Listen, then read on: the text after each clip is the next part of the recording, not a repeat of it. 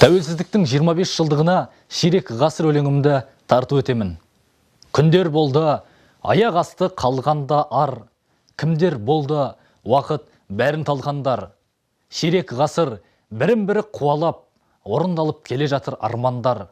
Ширек ғасыр өзімізге келгелі, тәуелсіз ел болғанымыз жердегі, мұның бәрі хақ тағалла қалауы, сонан кейін ауызбірлік еңбегі.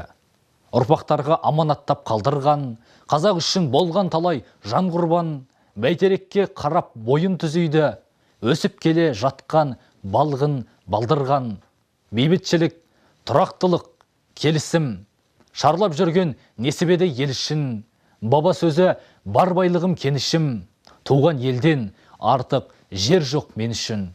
25-ің сүйіншілеп жатқаным, бейбітшілік деп аталар атқа мін.